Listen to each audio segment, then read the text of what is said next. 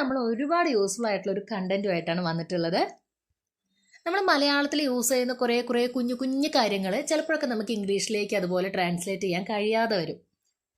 കാര്യം നിസ്സാരമായിരിക്കും, പക്ഷേ കുറേ കാര്യങ്ങളൊക്കെ നമ്മൾ അറിയാൻ ശ്രമിച്ചിട്ടുണ്ടാവില്ല. അതെങ്ങനെയാ പറയുക, ഇത്ര സിമ്പിൾ നമ്മൾ എന്ന് യൂസ് ചെയ്യുന്നതായിരിക്കും, പക്ഷെ ഇതെങ്ങനെ നമ്മൾ ഇംഗ്ലീഷിലേക്ക് ട്രാൻസ്ലേറ്റ് ചെയ്യുന്നത് നമ്മൾ ചിന്തിച്ചിട്ട് പോലും ഉണ്ടാവില്ല. ഉദാഹരണത്തിന്, അവൾക്ക് ഒട്ടും പക്വതയില്ല. ഈ ഒട്ടും എന്നുള്ളത് നമ്മൾ എങ്ങനെ ഇംഗ്ലീഷിൽ പറയുക? നമ്മളിപ്പോൾ സാധാരണ ചെയ്തുകൊണ്ടിരിക്കുന്നത് എന്തായിരിക്കും? അവൾക്ക് ഒട്ടും പക്വതയില്ല എന്ന് ട്രാൻസ്ലേറ്റ് ചെയ്യുന്നതിന് പകരം അവൾക്ക് പക്വതയില്ല എന്നങ്ങ് പറയും. ശരിക്കും നമ്മളിവിടെ എന്താണോ കൺവേ ചെയ്യാൻ ഉദ്ദേശിച്ചത് അത് അതുപോലെ കൺവേ ചെയ്യാൻ പറ്റാറില്ല. അവൾക്ക് ഒട്ടും പക്വതയില്ല എന്ന് പറയുമ്പോൾ ആ ഒട്ടും എന്നുള്ള വാക്കുണ്ടല്ലോ, അതിനവിടെ അതിൻ്റെതായ ഒരു പ്രസക്തി ഉണ്ട്. നമ്മൾ എന്താണോ ഒരാളെ പറഞ്ഞ് മനസ്സിലാക്കാൻ ഉദ്ദേശിക്കുന്നത് ആ കാര്യം അവർക്ക് അതുപോലെ മനസ്സിലാവണമെന്നുണ്ടെങ്കിൽ ഈ വാക്കുകളൊന്നും നമ്മൾ മിസ് ചെയ്യാൻ പാടില്ല. മറ്റൊരു സെന്റൻസ് നോക്കാം. അവൻ എന്നെ നോക്കുക പോലും ചെയ്തില്ല. നോക്കുക പോലും, ഈ പോലും എന്നുള്ളത് നമ്മൾ എങ്ങനെയാ ഇംഗ്ലീഷ് പറയാ?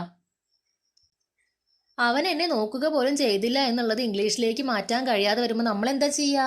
അവൻ എന്നെ നോക്കിയില്ല എന്ന് അങ്ങോട്ട് ആക്കും സെന്റൻസിനെ. ശരിക്കും അതാണോ വേണ്ടത്? അതുപോലെ തന്നെ ഞാൻ വരട്ടെ, ഞാൻ പോകട്ടെ, ഇതൊക്കെ എങ്ങനെ ഇംഗ്ലീഷിൽ പറയും? അപ്പോൾ വീഡിയോ മുഴുവനായിട്ട് കാണുക, നമുക്ക് ഈ സംശയങ്ങളൊക്കെ ഇന്ന് മാറ്റിയെടുക്കാം. ഒട്ടും എന്നുള്ളതിന് പകരം നമ്മൾ ഇംഗ്ലീഷിൽ ഉപയോഗിക്കുക അറ്റ് ഓൾ ആണ്. എനിക്ക് ഈ സിനിമ ഒട്ടും ഇഷ്ടമായില്ല. I didn't like this movie at all. അവൾ എന്നെ ഒട്ടും സഹായിച്ചില്ല. She didn't help me at all. അവൻ ഒട്ടും ക്ഷീണിതനല്ല. He is not tired at all. അവൻ ആ യാത്ര ഒട്ടും ആസ്വദിച്ചില്ല. He didn't enjoy the trip at all. എനിക്ക് അവനെ ഒട്ടും ഇഷ്ടമല്ല. I don't like him at all. അപ്പോൾ നമ്മൾ ഒട്ടും എന്നുള്ളതിനെ അറ്റ് ഓൾ എന്നാണ് പറയാന്ന് പഠിച്ചു. അതിൽ സംശയമൊന്നുമില്ലല്ലോ. ഇനി പോലും എന്നുള്ള അർത്ഥം കിട്ടാൻ വേണ്ടി ഇംഗ്ലീഷിൽ ഉപയോഗിക്കുന്ന വാക്കാണ് ഈവൻ. അപ്പോൾ അത് വെച്ചിട്ട് നമുക്ക് കുറച്ച് സെന്റൻസുകൾ കണ്ടാലോ. അവൾ എന്നെ ഒരു കോൾ പോലും ചെയ്തില്ല. She didn't even call me. അവൾക്ക് എൻ്റെ പേര് പോലും അറിയില്ല. She doesn't even know my name. അവന് ശരിക്കും നിൽക്കാൻ പോലും കഴിഞ്ഞില്ല. He couldn't even stand properly. എനിക്ക് സംസാരിക്കാൻ ഒരു അവസരം പോലും ലഭിച്ചില്ല. I didn't even get a chance to speak. എനിക്കത് സങ്കല്പിക്കാൻ പോലും കഴിയില്ല. I can't even imagine that.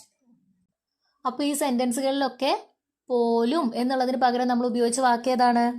Even എന്നുള്ളതാണ്. അപ്പോൾ ഒട്ടും എന്നുള്ളത് ക്ലിയറായി, പോലും എന്നുള്ളതും ക്ലിയറായി. ഒട്ടും എന്നുള്ളതിന് നമ്മൾ ഉപയോഗിച്ചത് അറ്റ് ഓൾ ആയിരുന്നു. പോലും എന്നുള്ളതിനോ നമ്മൾ ഉപയോഗിച്ചത് ഈവൻ എന്നായിരുന്നു. ഇനി നമുക്ക് വരട്ടെ, പോകട്ടെ, ചെയ്യട്ടെ എന്നൊക്കെ പറയുമ്പോൾ അതിലൊരു ടേ വരുന്നുണ്ടല്ലോ, അതെങ്ങനെയാണ് ഇംഗ്ലീഷിൽ പറയാമെന്ന് നോക്കാം. ടേ എന്നുള്ളത് ഇംഗ്ലീഷിൽ പറയുമ്പോൾ നമുക്ക് ഒറ്റ വാക്കല്ല 3 വാക്കുകളുണ്ട്. May, shawl, let. അപ്പോൾ ഇവ തമ്മിലുള്ള വ്യത്യാസം എന്താണ്?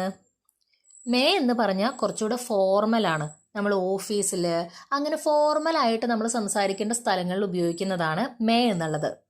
അപ്പോൾ ഷാൾ എന്നുള്ളതോ ഇൻഫോർമലാണ്. നമ്മുടെ ഫ്രണ്ട്സിൻ്റെ ഇടയിലൊക്കെ സംസാരിക്കുമ്പോൾ നമുക്ക് ഷാൾ കൂടുതലായിട്ട് യൂസ് ചെയ്യാം. ഈ മേയും ഷാളും നമ്മൾ യൂസ് ചെയ്യുന്നത് എന്തിനാ? മറ്റൊരാളുടെ പെർമിഷൻ എന്തിനെങ്കിലും കിട്ടാൻ വേണ്ടിയിട്ടാണ്. ഉദാഹരണം നോക്കാം. May come in? ഞാൻ അകത്തേക്ക് വരട്ടെ. അപ്പോൾ അകത്തേക്ക് വരണമെങ്കിൽ എന്ത് വേണം? അകത്തുള്ള ആളുടെ സമ്മതം വേണം. വന്നോളൂ അല്ലെങ്കിൽ വരണ്ട എന്നുള്ളൊരു മറുപടി അകത്തുള്ള ആൾ നമ്മളോട് പറയണം, വേണ്ടേ? അപ്പോൾ നമ്മൾ അവിടെ അയാളോട് പെർമിഷൻ ചോദിക്കല്ലേ അകത്തേക്ക് വരട്ടെ എന്ന്. യെസ് കം ഇൻ എന്നയാൾ പറഞ്ഞാൽ നമുക്ക് എന്ത് ചെയ്യാം? അകത്തേക്ക് കയറി പോവാം. May I ask A question? ഞാനൊരു ചോദ്യം ചോദിച്ചോട്ടെ? അതായത് ചോദ്യം ചോദിക്കാൻ വേറെ ആരുടെയോ പെർമിഷൻ നമുക്ക് വേണം. ചോദിച്ചോളൂ എന്ന് അയാൾ പറയാതെ നമുക്ക് ചോദ്യം ചോദിക്കാൻ പറ്റുമോ? ഇല്ല. യെസ് ഓഫ് കോഴ്സ് അല്ലെങ്കിൽ സെർട്ടൻലി ഇങ്ങനെയൊക്കെ അപ്പുറത്തുള്ള ആൾ പറയാന്നുണ്ടെങ്കിൽ നമുക്ക് എന്ത് ചെയ്യാം? ചോദ്യം ചോദിക്കാം. അപ്പോൾ അവിടെയും നമ്മൾ പെർമിഷൻ സീക്ക് ചെയ്യാണ്. ഷാളിൻ്റെ കേസ് പറയുകയാണെന്നുണ്ടെങ്കിൽ ഇത് കുറച്ചുകൂടി ഇൻഫോർമൽ ആണ്. നമുക്ക് ഫാമിലിനോടും ഫ്രണ്ട്സിനോടൊക്കെ കൂടുതലായിട്ട് യൂസ് ചെയ്യാം. Shawl I help you? ഞാൻ നിന്നെ സഹായിക്കട്ടെ? Shawl I open the window? ഞാൻ ജനൽ തുറക്കട്ടെ? അപ്പോൾ ഷാൾ വെച്ചിട്ട് നമ്മൾ ക്വസ്റ്റ്യൻ ചോദിക്കുകയാണെന്നുണ്ടെങ്കിലും അപ്പുറത്തുള്ള ആളുടെ പെർമിഷൻ നമുക്ക് വേണം. ഞാൻ നിങ്ങളെ സഹായിക്കട്ടെ എന്ന് ചോദിക്കുമ്പോൾ സഹായിച്ചോളൂ എന്ന് പറയാതെ ആളെ നമുക്ക് സഹായിക്കാൻ പറ്റുമോ? പറ്റില്ല. അതുപോലെ തന്നെ ഞാൻ ജനൽ തുറക്കട്ടെ എന്ന് ചോദിക്കുമ്പോൾ തുറന്നോളൂ എന്ന് അയാൾ പറയാതെ നമുക്ക് തുറക്കാൻ പറ്റുമോ? ഇല്ല. അപ്പോൾ ഇവിടെ നമുക്ക് എന്ത് വേണം? വേറൊരാളുടെ പെർമിഷൻ വേണം. പക്ഷേ ലെറ്റിൻ്റെ കാര്യം കുറച്ച് ഡിഫറെൻ്റ് ആണ്. ഇവിടെ നമുക്ക് ആരുടെയും പെർമിഷൻ ഒന്നും വേണ്ട. ഞാനാണ് ലെറ്റ് വെച്ചിട്ടൊരു സെൻറ്റൻസ് ഉണ്ടാക്കുന്നതെങ്കിൽ അതെൻ്റെ ഡിസിഷനാണ്, എൻ്റെ തീരുമാനം ഇതാണ് എന്ന് പറയാൻ വേണ്ടിയിട്ടാണ് ഞാനിവിടെ ലെറ്റ് ഉപയോഗിക്കുന്നത്. ഉദാഹരണത്തിന് ലെറ്റ് മീ എക്സ്പ്ലെയിൻ. ഞാൻ വിശദീകരിക്കട്ടെ എന്നാണ് ഇതിൻ്റെ അർത്ഥം. ഞാൻ വിശദീകരിക്കട്ടെ എന്ന് ചോദിക്കുമ്പോൾ വിശദീകരിച്ചോളൂ എന്ന് വേറൊരാളുടെയും ഒരു പെർമിഷനോ ഒന്നും നമുക്ക് ആവശ്യമില്ല. ഞാൻ ആ കാര്യത്തെ പറ്റി വിശദീകരിക്കും, നിങ്ങളത് കേൾക്കണം എന്നുള്ളൊരു മീനിങ് ആണ് അതിലുള്ളത്. Let him speak. അവൻ സംസാരിക്കട്ടെ. ഉദാഹരണത്തിന് എന്തെങ്കിലും ഒരു ഡിസ്കഷൻ നടന്നുകൊണ്ടിരിക്കുക, ഒരു ഗ്രൂപ്പ് മൊത്തമായിട്ടുണ്ട്. അതിലൊരാൾ അയാളുടെ അഭിപ്രായം പറഞ്ഞുകൊണ്ടിരിക്കുകയാണ്. പക്ഷേ ബാക്കിയുള്ളവരൊക്കെ അയാളെ എതിർത്തുകൊണ്ടും സപ്പോർട്ട് ചെയ്തുകൊണ്ടും ഒക്കെ ഇടയിൽ കയറി സംസാരിക്കാൻ ശ്രമിക്കുന്നുണ്ട്. അപ്പോൾ അവിടെ ആകെ ബഹളാവുന്ന സമയത്ത് ബോസ് പറയാണ്, നിങ്ങളൊക്കെ മിണ്ടാതിരിക്കേ, ആ ആളെ സംസാരിക്കാൻ വിട്. അവിടെയാണ് നമ്മൾ ലെറ്റ് ഹിം സ്പീക്ക് എന്നുള്ളത് യൂസ് ചെയ്യുക.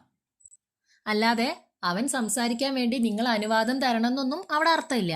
നിങ്ങൾ മിണ്ടാതിരിക്കി, ഇനി അവൻ സംസാരിക്കും, അല്ലെങ്കിൽ അവൻ സംസാരിക്കുന്നത് കേൾക്കൂ എന്നാണ് ഇവിടെ അർത്ഥം വരുന്നത്. അപ്പോൾ മേയും ഷാളും വെച്ചിട്ട് ക്വസ്റ്റ്യൻ ചോദിക്കുകയാണെന്നുണ്ടെങ്കിൽ അവരിൽ നിന്ന് തിരിച്ച് നമുക്കൊരു റിപ്ലൈ കിട്ടണം, അല്ലേ? ലെറ്റ് വരുമ്പോഴോ അത് നമ്മുടെ തീരുമാനമാണ് പറയുന്നത്. ലെറ്റ് മീ തിങ്ക്, ഞാനൊന്ന് ആലോചിക്കട്ടെ. ആലോചിച്ചോളൂ എന്ന് വേറെ ആരുടെയും ഒരു പെർമിഷനും ഒരു റിപ്ലൈയും നമുക്ക് ആവശ്യമില്ല. അത് നമ്മുടെ മാത്രം തീരുമാനമാണ്. അപ്പോൾ മേയും ഷാളും ലെറ്റും തമ്മിലുള്ള ഡിഫറൻസ് മനസ്സിലായല്ലോ. അപ്പോൾ ഇന്ന് നമ്മൾ എന്തൊക്കെയാണ് പഠിച്ചേ? ഒട്ടും എന്നുള്ളതിന് പകരം നമ്മൾ യൂസ് ചെയ്യുന്ന വാക്കാണ് അറ്റ് ഓൾ. പോലും എന്നുള്ളതിന് പകരം നമ്മൾ എന്തുപയോഗിക്കും? ഈവൻ എന്നുള്ളത് ഉപയോഗിക്കും. വരട്ടെ, പോകട്ടെ, ചിന്തിക്കട്ടെ, ഇതിലത്തേക്ക് ടേ എന്നുള്ളതിന് പകരം നമ്മൾ 3 വാക്കുകളാണ് ഉപയോഗിക്കുക. ഏതൊക്കെയായിരുന്നു? May, shawl, let. ഈ 3 തമ്മിലുള്ള ഡിഫറൻസും നമ്മൾ പഠിച്ചു. അപ്പോൾ ഈ കാര്യങ്ങളൊക്കെ ക്ലിയർ ആയെന്ന് വിചാരിക്കുന്നു. എന്തെങ്കിലും ഡൗട്ട് ഉണ്ടെങ്കിൽ കമൻറ്റ് സെക്ഷനിൽ നിങ്ങൾക്ക് ചോദിക്കാം.